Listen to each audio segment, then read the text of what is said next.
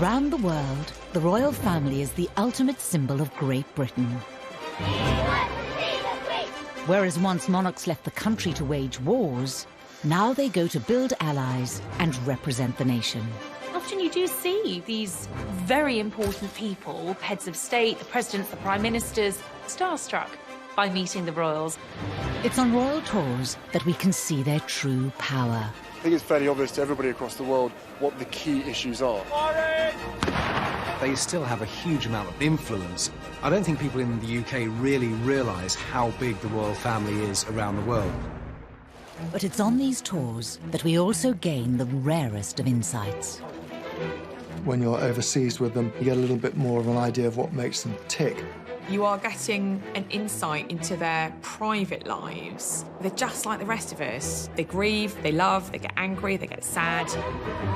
With their every move caught on film, we're able to see what's really going on with the royals.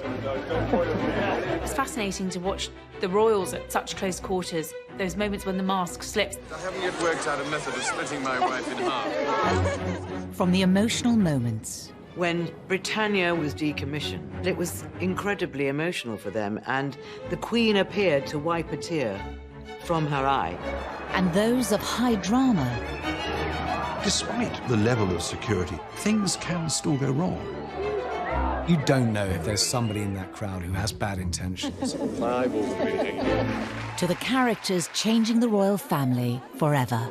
Princess Diana really revolutionised what people expect of a royal. Because I'm not a political figure, I am a humanitarian figure. That was Diana. She was courageous. She'd use her celebrity. With experience of hundreds of royal tours, we hear the inside story from those who have travelled with the royals as they reveal we need to change sides. the secrets of the royal tours.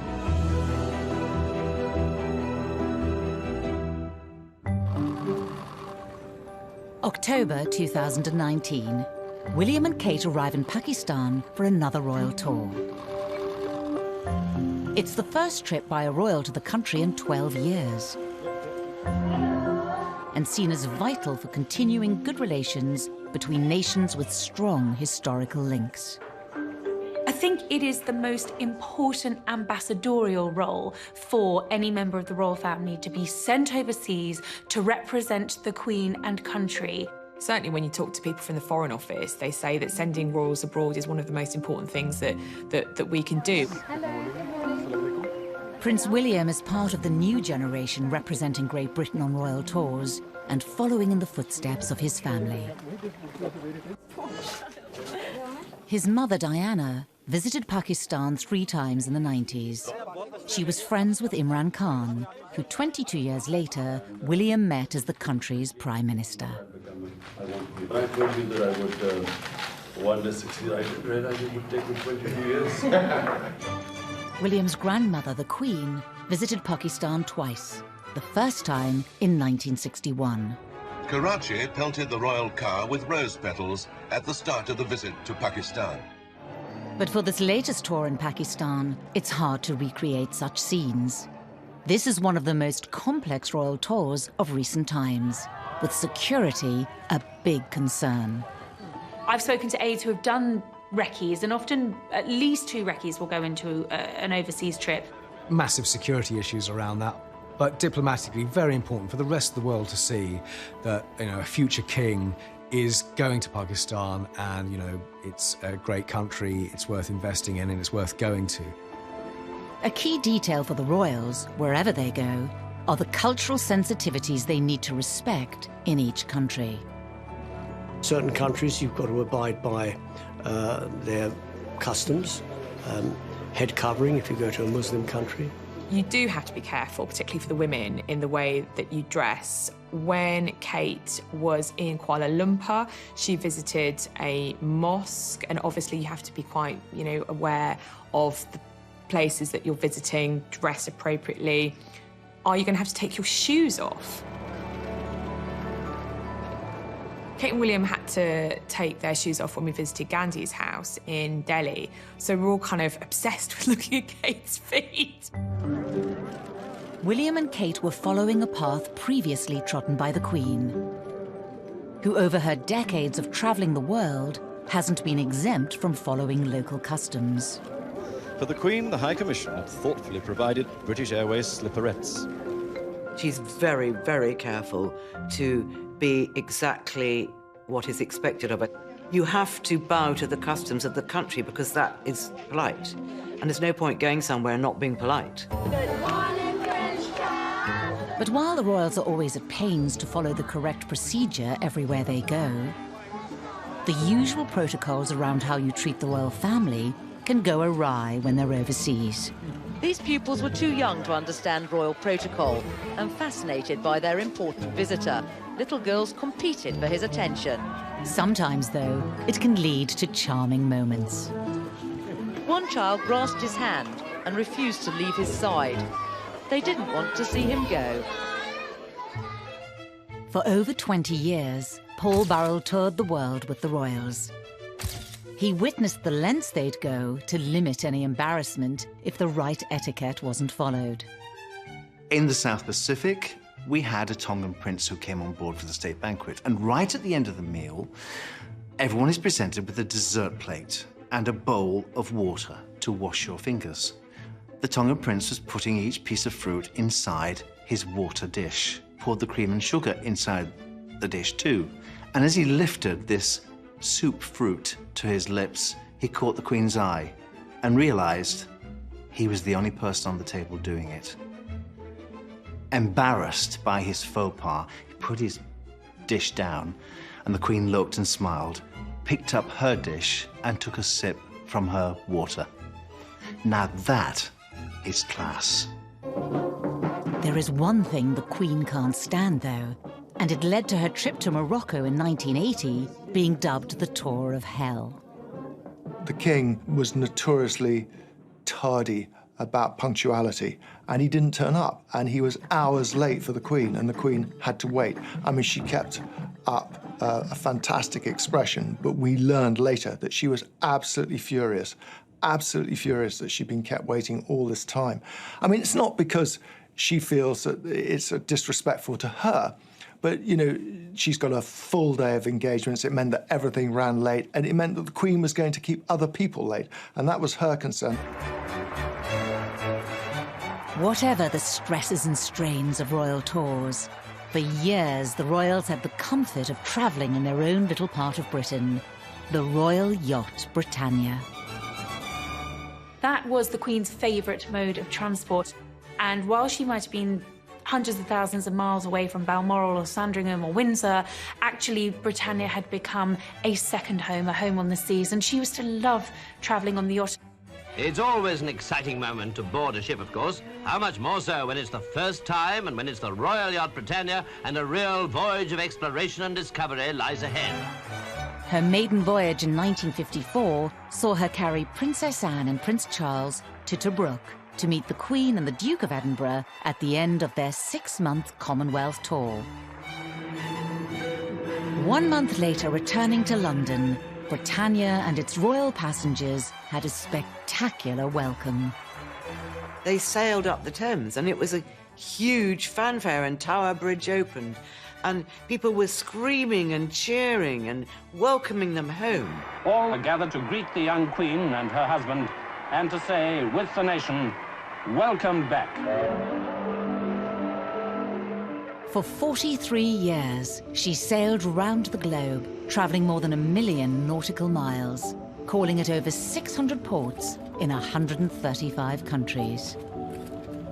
I particularly loved travelling on board the Royal Yacht Britannia. Former footman to the Queen, Paul Burrell, experienced what it was like on board. Royal Yacht Britannia was a kind of country house floating in a foreign sea. And Britannia, for the Queen, was home away from home. If you ever visit Britannia, you will see how humble it is in many respects. Of course, the Queen slept in a single bed. Prince Philip had his own quarters. But the Queen loved Britannia because of the camaraderie on board. She loved the fact that everybody was working for her and working for that excellence in foreign countries. Whenever the Queen arrived, everything was perfect. We all made sure that we did our best. With all the gifts the Queen received on tour, Britannia could end up looking like a treasure ship. I was in the Gulf states with the Queen. We visited Kuwait, Bahrain, United Arab Emirates, and Oman. It's very interesting to watch sultans from other countries and how they communicate with the Queen. They're almost in reverence of the Queen. And I remember floating around the Gulf on board Britannia, and each state tried to outdo the next with gifts. The Queen was given sapphires, emeralds and pearls, a golden falcon studded with rubies, beautiful golden palm trees with rubies hanging from them as dates, with camels on lapis lazuli. You should have seen the treasure that came back from the Gulf. It was quite amazing. Britannia was the scene of many important gatherings down the years. President of Gambia and Lady Jawara. A place the Queen could host even when she was on tour. And it was somewhere the royals could use their brand of diplomacy. Britannia was a statement of Great Britain, because it wasn't just used by the royal family. It was used by the government and ministers, and it was used to host parties. And every time they got to a new country, Britannia would be there on the dockside as a symbol of Great Britain. While Britannia played its role in historic world events like the handover of Hong Kong to China in 1997, it's perhaps best remembered for the more intimate family moments. Prince William tried a small wave. In 1985 in Venice, Prince Harry made one of his first public appearances. Prince Harry was cheerfully unaware of the fuss. Although Prince William stole the limelight. And then Prince William produced the two-handed version of the wave, which happens to be the very Italian way of saying ciao. After 44 years sailing the royals across the world, in 1997, Britannia was decommissioned. Piped aboard for the final time, the Queen and Duke of Edinburgh came to say goodbye to a yacht whose royal duties spanned nearly half a century. When she was decommissioned, I think the royal family were very, very sad. A lot of people were very sad. And the Queen actually said, it was the only time really in my year that I can totally relax is when I'm on board Britannia. And it was incredibly emotional for them. And the Queen appeared to wipe a tear from her eye.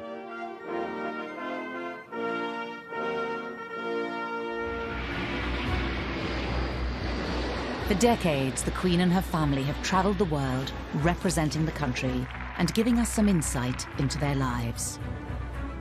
But in that time, their tours have sometimes been controversial, and they face danger as high-profile targets.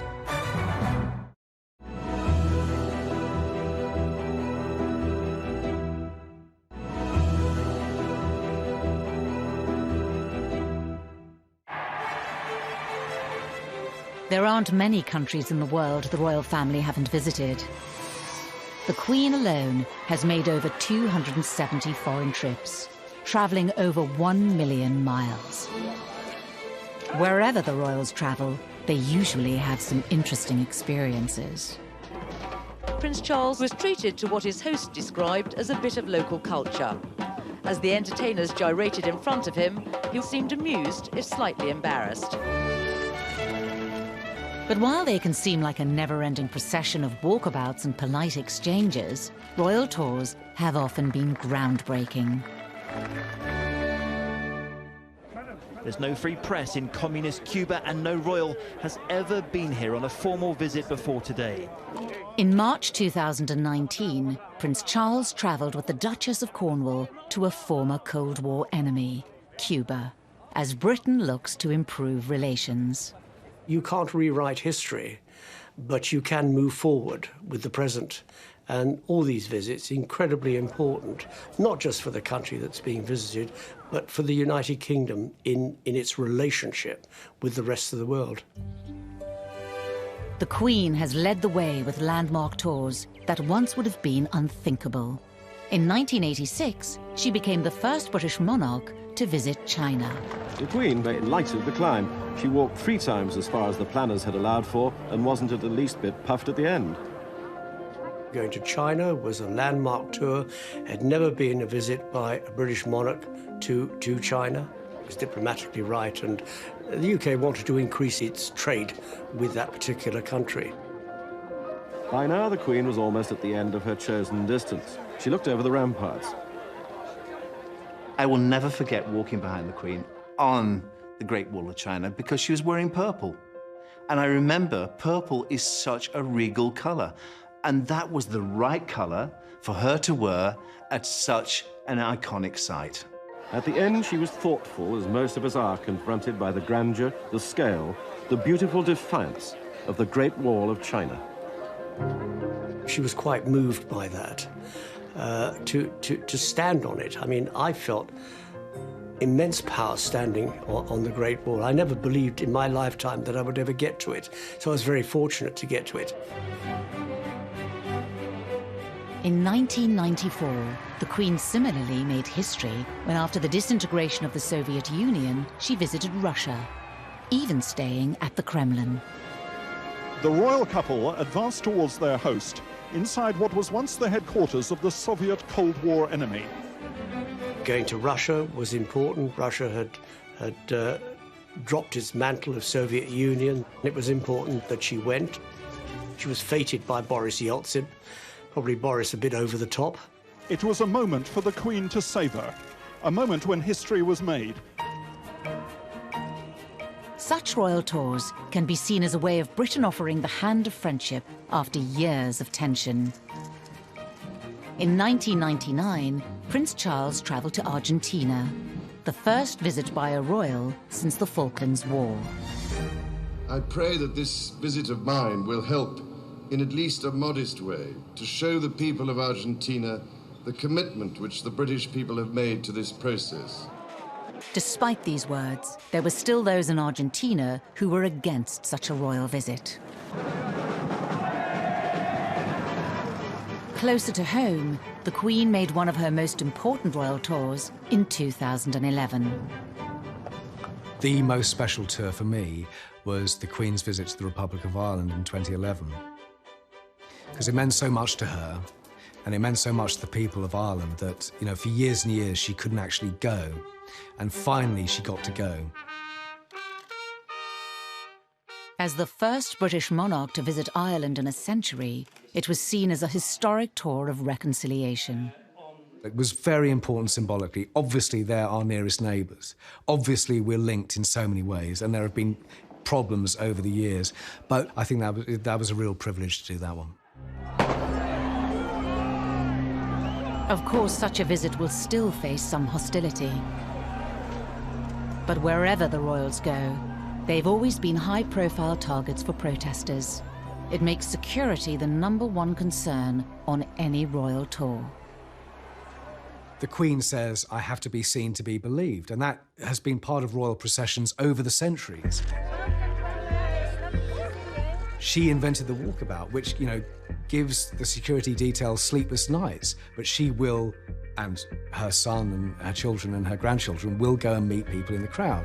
Superintendent John McLean, the Prince's personal detective, has the most nerve-wracking role, particularly during walkabouts when his boss is most exposed to danger. His whole body is in constant movement, bringing about the dance of the anxious policeman. The walkabout is the twitchiest moment for the bodyguards because you don't know if there's somebody in that crowd who has bad intentions. Ken Worf was a royal protection officer for over 15 years. For 6 of them, he was Princess Diana's personal bodyguard, and he went on many royal tours overseas. The success of any tour is the real groundwork of the reconnaissance. You know, building up relationships with your counterpart, understanding, you know, what the likely threats are going to be, and letting them know that in Diana's case, she's quite tactile, so she will want to shake hands with people, and you say, is that going to be okay? Are we going to be able to screen individuals? And are we able to remove people that are likely to become either offended because of her easygoing, or are there any known activists here that are going to take opportunity of her behavior? Each tour has always had a range of security precautions in place, including divers checking the royal yacht Britannia. There's always an evacuation procedure attached to any location in case something like that goes wrong. So you build up a series of safe houses whereby that if something were to go horrendous wrong, then of course we need to know where, you know, the hospitals were, where this safe house was, could we go back and so forth. So all those things are well researched and well practiced. And in the early days, of course, we used to take a doctor with us.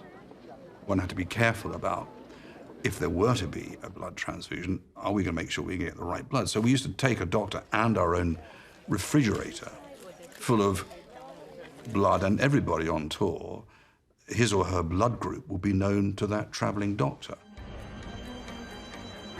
For the Queen, there have been a number of times she's travelled to parts of the world with security concerns. Perhaps none more than when she went to Jordan in 1984 and met King Hussein, a man who'd survived 12 assassination attempts.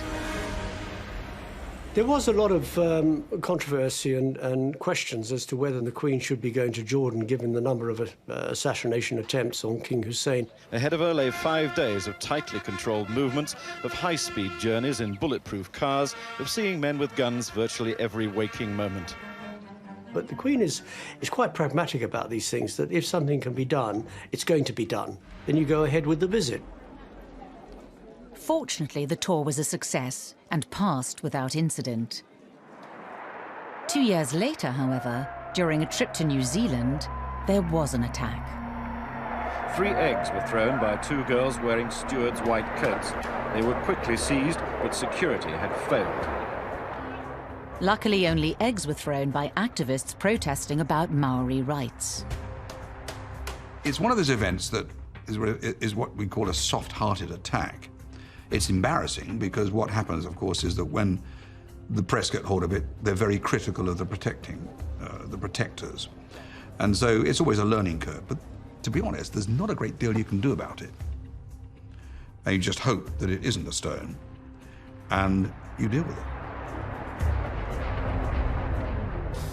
You know, despite the level of security and despite the rigor of a good reconnaissance, you know, things can still go wrong.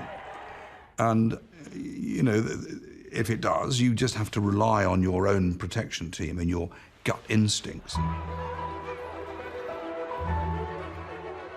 However much they plan, it seems royal tours can have their unpredictable moments. Down the years, many of these have been caught on film.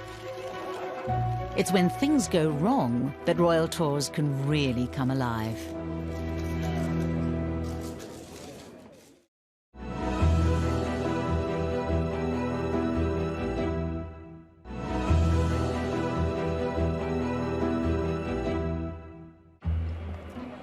Royal tours are carefully scripted performances designed to show off the House of Windsor to the greatest advantage. There is something about the glamour of the House of Windsor which exceeds any other royal house in the world. There's more written about them than any of the other European royals. I mean, now that we have social media, we know an awful lot more about the European royalty, but they seem pretty dull compared to our family. And people love to read about the dramas and the weddings and the babies and the scandals and the things they will do and the things they won't do. They just love to read about it. So when there's an opportunity to see them, people are really interested. With the unrelenting attention of the press, the pressure to put on a perfect show is enormous. But over the more than 400 royal tours in the last 70 years, it's the human moments that seem to have the most appeal. Sometimes things don't run to plan, and actually, when things go wrong or when they don't run to plan, that can actually be the best bit of any royal tour, both for the press, because obviously we love a good story, but the royals love it too, because for them, this very strict timetable can be quite although it's quite comforting and you know where you've got to be and everything's timed and you're in the car at this time and out the car at that time and on the plane, etc. When things go wrong, they love it. You can sometimes see if something goes wrong or someone's not quite where they should be, they look at each other and they're trying not to laugh or just catch each other's eye and there's a little smile and they're like, OK, we're just going to go with this. I remember in Canada in 2016, we were at a food fair up in the north of Canada. It was a lovely occasion. We were outside, the weather was great. It was a sort of food and wine festival. And suddenly, we saw this mollusk. It's a Canadian speciality called Juduck. It's called, the nickname is a phallic clam. It's this clam that the mollusk kind of comes out of, and it does look quite phallic. So obviously, we were all hoping that William and Kate would go over to this particular stall and would go and have a look at this phallic clam because we thought it'd be quite funny. And to give William and Kate their due, they were very game. They played along. But to everyone's surprise, suddenly, the guy behind the stall suddenly offered up this Juduck that had been cooked, sautéed with some lovely herbs, and offered it up for them to eat. And William said, "Oh, lovely, I'll try this. Darling, would you like to have a bit?" Kate tried very hard to not pull a face. And we were all sniggering in the background, but bless Kate, she did try it. She obviously thought it tasted disgusting, but she kept a straight face and said, "Isn't that lovely?"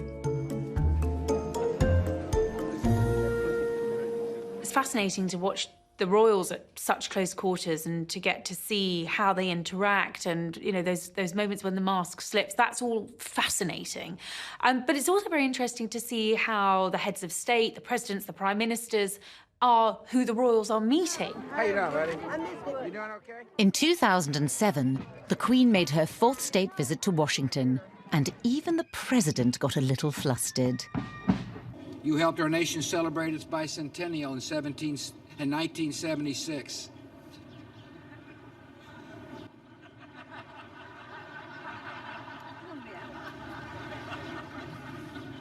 She gave me a look that only a mother could give a child.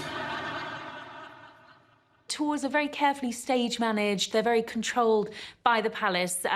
It's why those unscripted moments, the spontaneous moments, always seem to make the biggest stories because they're not what we expected.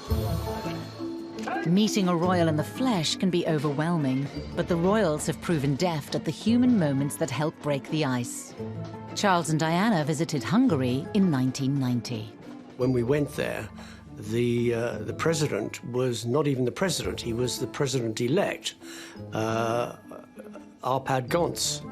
And he was quite nervous, and Mrs. Gons was quite nervous at sort of having come out of the shadows of communism. All of a sudden, they're in the free world, and you've got this famous couple arriving.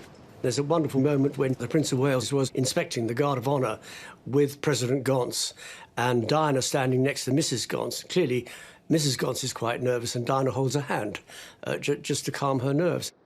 You are returning to your rightful place at the heart of a Europe which has been denied your presence for far too long. We join you in a determination to ensure that conflict and division never return to our continent. The days when kings and queens possessed hard power are over, but they still have a huge amount of soft power and influence. And, I don't think people in the UK really realise how big the royal family is around the world. They are still big news wherever you go, even in countries that have got rid of their royal families. I always remember Prince Harry when he was in Jamaica meeting the Prime Minister, Portia Simpson-Miller, a Republican, by the way, who just seemed to melt in Harry's presence. She was like starstruck, there was a big hug, there was a kiss for Harry. It was like they were best friends. Well, my goodness, the British government must have just been patting itself on its back for deciding to send Harry to Jamaica. Having Harry in Jamaica at this time is a reason for the youths, the tomorrow people, that's going to be the leaders. It's excellent. So we're proud to have him, and his energy is so great. If I had a pen, I'd ask you to sign my check. From rubbing shoulders with musical royalty to the more formal environments of state visits, some of Britain's most important international relationships are built on royal tours. It puts monarchs from different countries together and in a very sort of intimate and private way. The Prince's first engagement was to call on the ruler of Bahrain. Their conversation turned to a subject very dear to Prince Charles's heart, his grandmother, the Queen Mother. With her operation on her hip, she's completely okay. revolutionary. Yes. Completely. And now she's back to dancing again. Is she? Yes. Scottish dancing. Yeah. And couldn't stop. Yeah. She's a phenomenon. Yeah. It's quite different, I think, sending a member of the royal family to, say, somewhere like the Middle East, which have their own royal families as well. They can talk on a level that perhaps even our Prime Minister or our Foreign Secretary can't reach, because that kind of level of respect is, you know, an equal talking to an equal, whereas, frankly, a Prime Minister is viewed as somewhat, you know, below. So I do... Countries get on better with other monarchs or members of the royal family than they would do with other envoys who might go on their behalf. So they've been very important in smoothing the diplomacy between the UK and those areas. For all their diplomatic efforts, the royals know it's the press that can make or break a tour, and that relationship requires constant attention. It's no secret that the relationship between the media and the royal family is fractious at times, tenuous. It's not always a bed of roses, I think it's fair to say. On royal tours, you get, I think, more cooperation and collaboration probably than at any other time. And I think that's quite simply because they want the tour to be a success. They need that oxygen of publicity. They need the media to be behind it. Despite their rocky history, relations with the media aren't always antagonistic, and it's the press that have set up some of the royals' most memorable photo ops. Charles had one of his famous Kodak moments in Australia in 1979.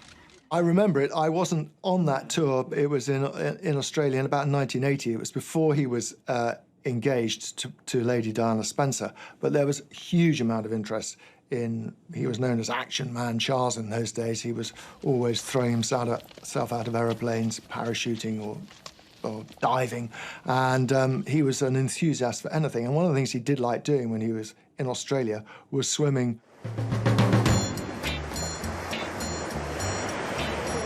I'm not sure just how coincidental it was that the young lady concerned who threw herself around him and got that great picture of him, that surprised Prince Charles as he emerged from the waves, had actually been put up to it by the travelling photographers.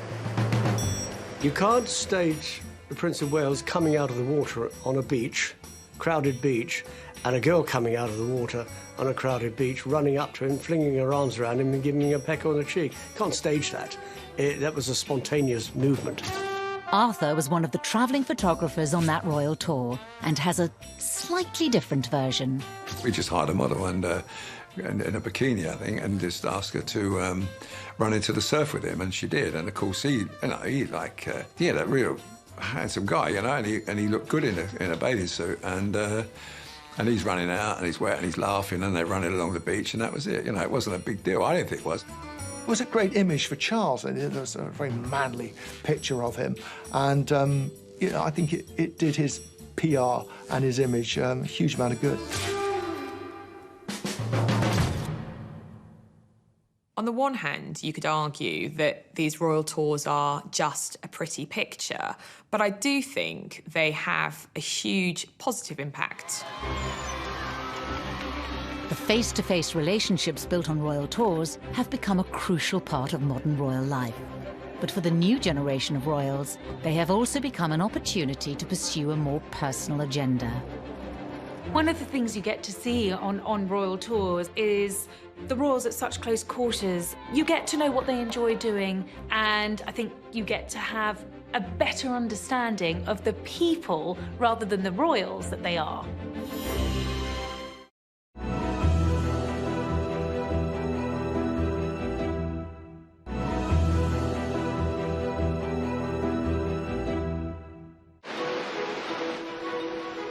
Royal tours date back more than 100 years to the reign of George V.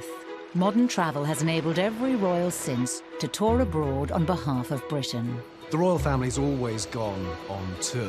The famous saying is, you know, I have to be seen to be believed.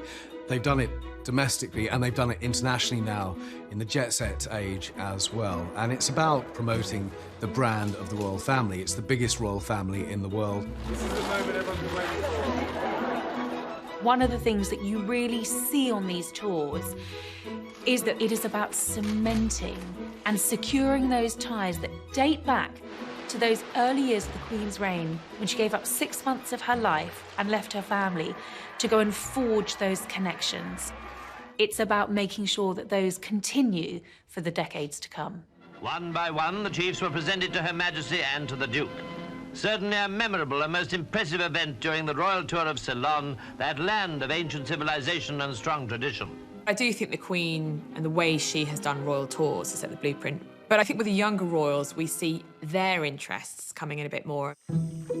Harry and William's joint tour in 2010 gave a first indication of how the brothers would seek to rebrand the image of the royals abroad. I travelled with William and Harry on their first joint overseas tour to Africa in 2010. It had been Harry's idea. He wanted to take his brother to go and show him all the work that he was doing in Lesotho. And it was an amazing opportunity to see the brothers interact. An 8-foot rock python was ceremonially draped across the shoulders of the second and third in line to the throne. Not venomous, but still worth using to scare your older brother. It was fascinating to see the dynamic between the two of them and the camaraderie between the two of them. At points, rivalry too. You know, there's always the competitive element, I think, between William and Harry. But you know, they were such a tight unit. They gave interviews, they spoke to the press, and they put the charities that they were wanting to highlight on the map. But really, it was about the boys. It was about the work that Harry was doing, and it was about him showing William his charity and everything that he had achieved. That tour had a profound effect on both brothers. Since then, they have made more than 90 official trips abroad, reshaping the tours to focus less on royal pageantry and more on their charity work. What William and Harry have developed is, yes, the public tour, the tour we all see about, and then the private trips they make behind the scenes. And they do quite a few of those that, you know, we don't get to cover. Harry has spent weeks and weeks in Africa directly working on conservation projects against the illegal wildlife trade. So that then feeds into what they want to do publicly. That is what's developing with both William and Harry. They want to do less in terms of spreading themselves thinly. They want to target what they're doing and do it, in their view, properly. Like his mother, Princess Diana, Harry's high-profile tours have focused on humanitarian issues. Harry, probably more like his mother in his approach to things, but he's developed his own personality. He is his own man. He likes to meet the kind of dispossessed, the people who need help, and he wants to understand the social needs of the country that he's visiting, because he genuinely thinks that he can help and he can make a difference. But the only way to do that is to visit the townships in South Africa, go to the favelas in South America, visit the slums in Asia. And he realises, William, all the members of the royal family, but in particular, I would say William and Harry, realise they have very privileged positions, but also realise that most of the world is very, very different and the people live very, very differently from them. Prince Harry's recent tour has also given us a glimpse of what royal tours might look like in the future. Harry and Meghan's tour to Southern Africa, I think, is really key because they're getting rid of a lot of what some people might think are the boring sides to a royal tour, and they're pursuing precisely what they want to promote. For example, the youth charities, the mental health side of things. I think most of the stigmas around mental illness, right? We need to separate the two. Mental health, which is every single one of us, and then mental illness, which could be every single one of us. But I think they need to be separated because the mental health element touches on so much of what we're exposed to, these experiences that these kids and every single one of us has been through. Everyone has experienced trauma or will likely experience trauma at some point during their lives. We need to try and... They have done things in their own way. The Duchess has stayed in Cape Town, doing the sort of things that interest her, but with very much an NGO base to it. It was clear this was a different royal tour. There was no red carpet welcome, there was no official reception, there was no visit to the War Memorial. They went straight to a township on the outskirts of Cape Town. That speech that Meghan made really made a massive impact. I'm here with my husband as a member of the royal family. I want you to know that for me, I am here with you as a mother, as a wife, as a woman of color, and as your sister. If you needed to show how the royal family has changed, that's it. And Harry's vision of a modern royal tour seems to have struck a chord. This was a really important tour because it came at a time when the Sussexes, who'd enjoyed so much popularity around their wedding, were suddenly in firefighting mode. There were so many negative headlines. So it was a really important moment for them to turn things around and show what they do best. That's Sussex star appeal. Both brothers have remodeled the royal tour, though for the king in waiting, a more symbolic approach is still needed. For William and Kate, it is a little bit more formal. There are definitely some of Diana's charities that William is promoting when he goes on the royal tours, but he is going to have to do more of the dull stuff on a royal tour, the diplomacy, the trade missions. As a future King of England and leader of the Commonwealth, William has expanded the royal tour to showcase Britain's relationship with its diplomatic allies. I think the recent tour of Kate and William to Pakistan shows how important that kind of soft diplomacy is. It sends out a strong signal to the rest of the world that this is a country on the mend. Yes, it's had huge problems in the past, but diplomatically, business terms, sport terms, Pakistan is a great country, and the royals, as part of the Commonwealth, wanted to show that. The view from this hill would have been quite different when my grandmother, the Queen, first visited over half a century ago. And with successive visits by my mother and my father, this view has continued to change, with the city constantly growing, and with it my family's affection for Pakistan.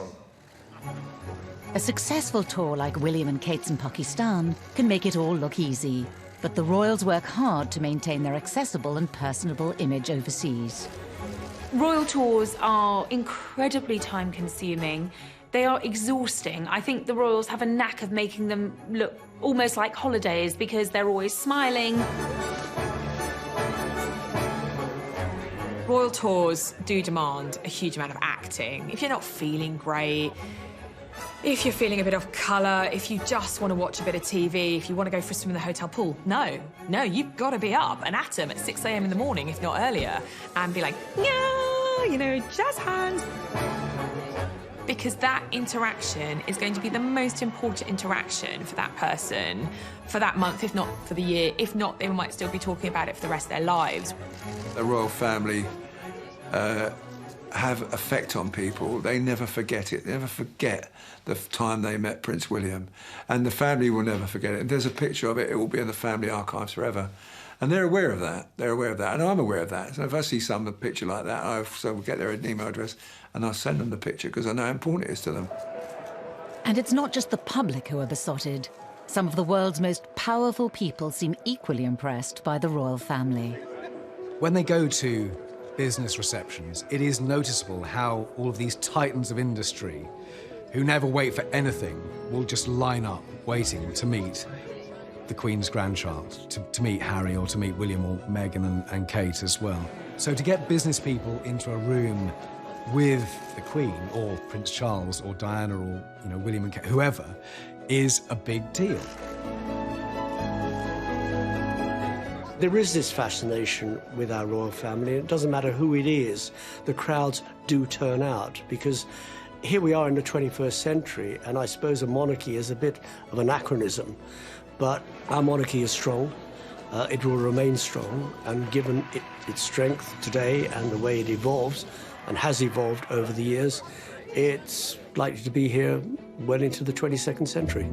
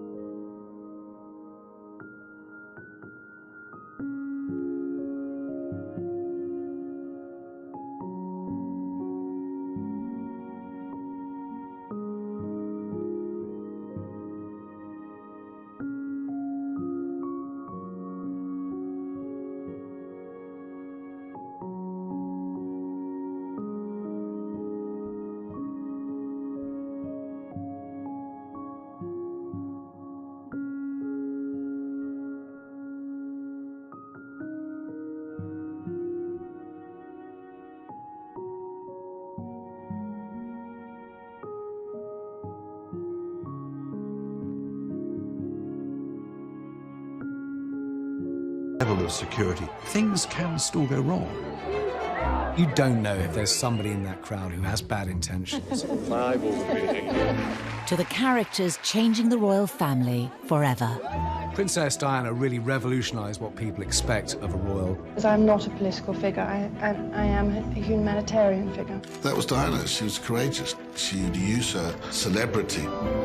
With experience of hundreds of royal tours, we hear the inside story from those who have travelled with the royals as they reveal Colin, we need to change sides. We know we don't. the secrets of the royal tours.